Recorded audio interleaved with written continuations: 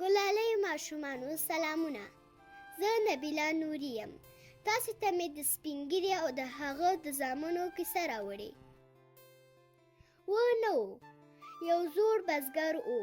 د بزګر 7 زامن لرل چې ټولو به یو ځای کار کوو.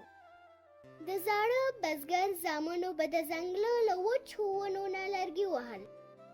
بزګر به دا لرګي د خرڅولو لپاره لرې ځایونو ته وړل.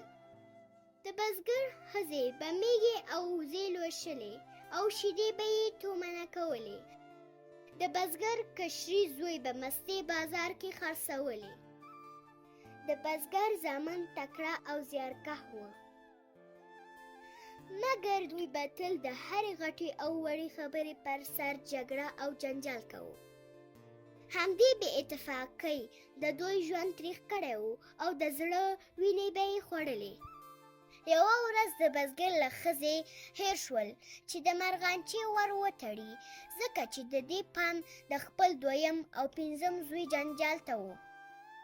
هماغه شپه کله چې سپي ولیدل د مرغانچې ور خلاص دی، په چرګانو یې برید وکړ.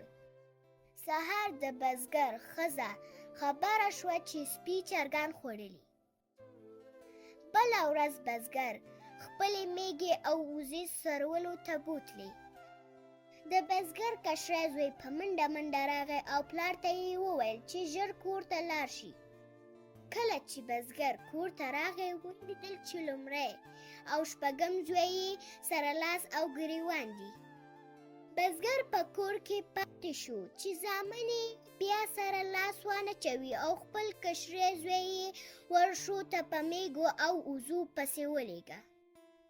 کشری زوی چې ورشو ته ورسید، ګوري چې یوه وزه ډډه بډه پړسېدلې او مري. د وزې مړینې بزګر ډېر زړه خوړنی کړ. حیران پاتې و چې ملامتي په چا واړوي.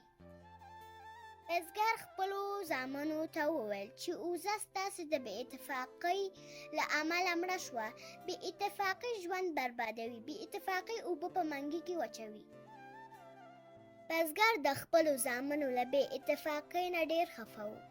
هغه حیران پاتې و چې د خپلو زامنو له خودخواهۍ سره څه وکړي. بزګر چې کله ولیدل مرګ یې رانږدې شوی، خپل ټول زامن یې راټول کړل. بزګر خپل 6م زوی ته وویل چې 7 لښتې ورته راوړي. 6م زوی یې یوه شېبه کې 7 لښتې راوړې. بزګر 7 واړه لښتې یو ځای وتړلې.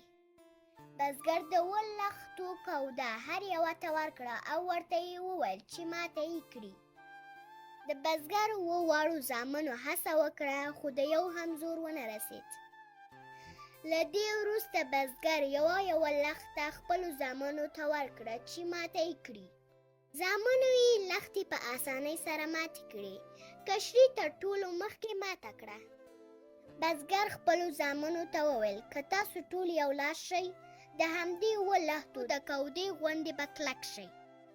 د بزګر دې عملي مثال د هغه زامن د اتفاق په قدر او ارزښت پوه کړل. هغوی ژمنه وکړه چې یو لاس او یو ځای به وي.